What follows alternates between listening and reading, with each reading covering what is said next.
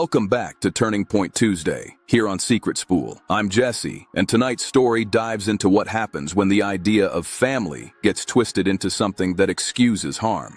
This is a story about truth, boundaries, and the moment someone finally realized they deserved better than being treated like a fallback plan. If you've ever had to stand your ground against someone who believed they were entitled to your life, this one might resonate. Let's get into it. I always thought I was pretty careful with my finances. I checked my accounts regularly, paid everything on time, and tried to stay responsible. So when debt collectors began calling 3 weeks ago, I thought they had dialed the wrong number. The first call was about a credit card I didn't recognize. The second mentioned another card I'd never applied for. By the fourth call, something inside me tightened. A slow, cold realization that this wasn't just a clerical mix-up. Something was seriously wrong.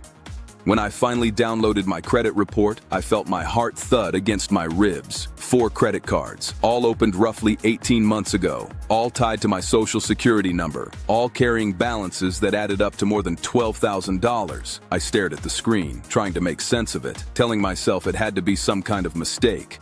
People get hit with identity theft all the time. I just never imagined I'd be one of them, and certainly not like this. But as I looked closer, the details told a different story. The address listed on the accounts, the timing, the patterns, the small, almost casual familiarity woven into the information. It didn't look like something a stranger had pieced together. It looked like the work of someone who already knew everything about me.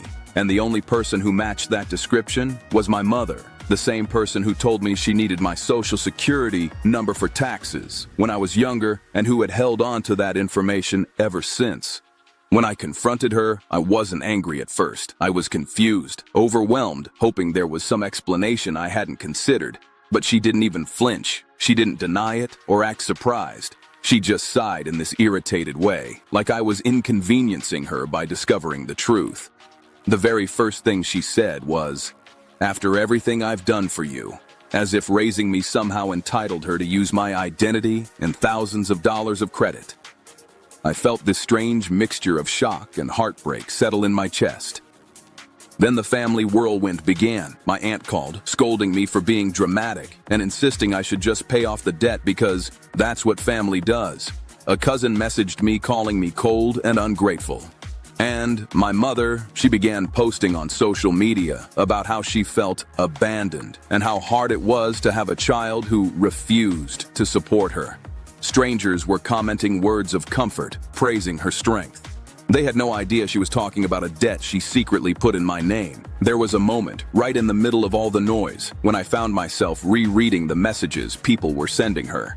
Strangers were calling her brave and resilient, offering sympathy for a hardship that didn't even exist. And as frustrating as it was, a quieter realization crept in. She was comfortable letting the world believe a version of events where she was the wounded hero and I was the heartless child. That realization hurt more than the debt itself, because it showed me she wasn't just hiding her actions. She was willing to reshape reality to protect herself. She didn't just hide what she'd done, she rewrote the entire narrative. In her version, she had asked me for help, and I had cruelly turned her away. None of that ever happened. She never asked. She took. And when the consequences arrived, she needed someone to carry the weight for her. So she painted herself as the victim, and me as the selfish child who refused to do the right thing. I kept spiraling mentally. One part of me knew exactly what I needed to do: report the fraud, protect my credit, reclaim control before the damage spread any further. But another part of me, the part shaped by years of guilt tripping, emotional pressure, and the belief that children should be endlessly forgiving, hesitated. Even though she was the one who crossed the line, I was the one who felt guilty. It's wild how conditioning can make you question the instincts meant to protect you. Still, I couldn't ignore the facts. $12,000 wasn't a simple oversight. It was a year and a half of choices. So I told her calmly that I would be filing a police report. The shift was immediate. She burst into loud, frantic tears, insisting I was going to destroy her life and asking what kind of child sends their own mother to jail. It was dramatic, emotional, and designed to freeze me in place. But for the first time, I didn't fold.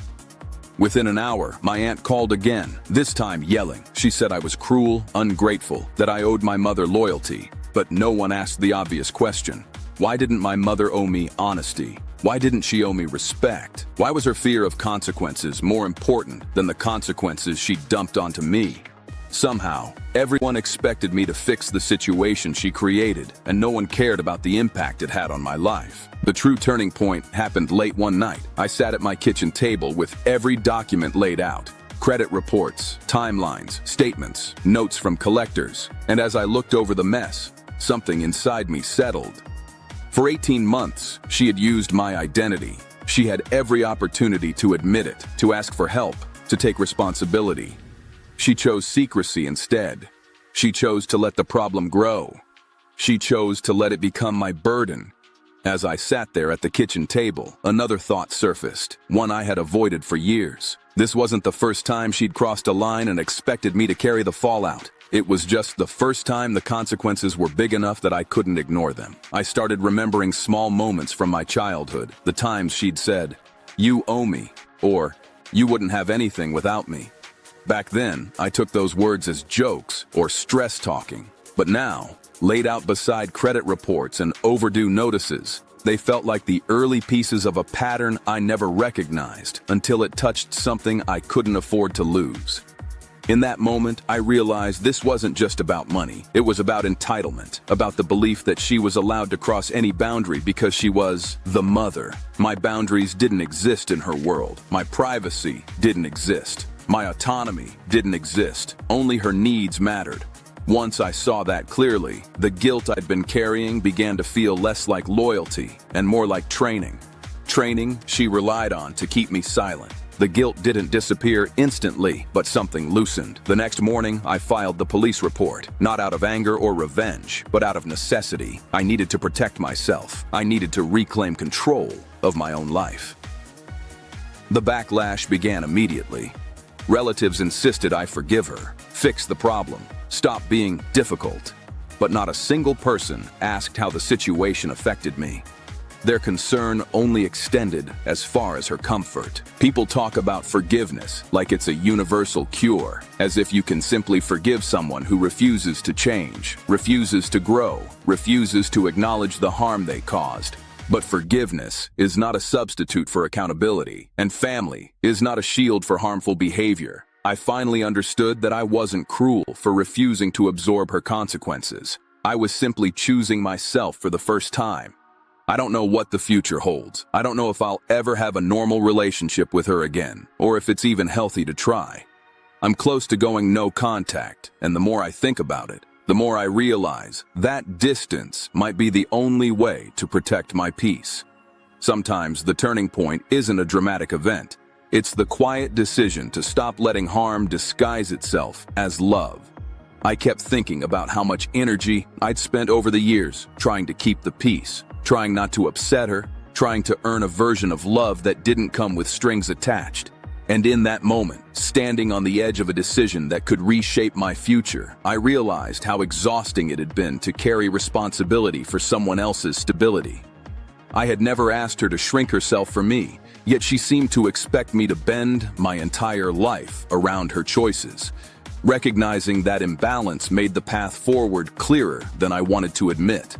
This was never just about debt. It was about respect, about honesty, about finally recognizing that I deserved better than being treated like a backup plan or a financial resource. There is a difference between helping someone who made a mistake and enabling someone who refuses to take responsibility.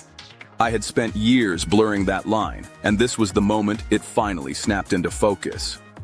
Thank you for spending your Turning Point Tuesday with me. If tonight's story resonated with you, especially if you've had to rebuild after betrayal from someone you trusted, just know this: choosing yourself isn't selfish. It's necessary. And if you want more stories like this, ones that help you feel seen, understood, and a little less alone, go ahead and like the video, subscribe, and share your thoughts in the comments. Take care of your boundaries, protect your peace, and I'll see you in the next one.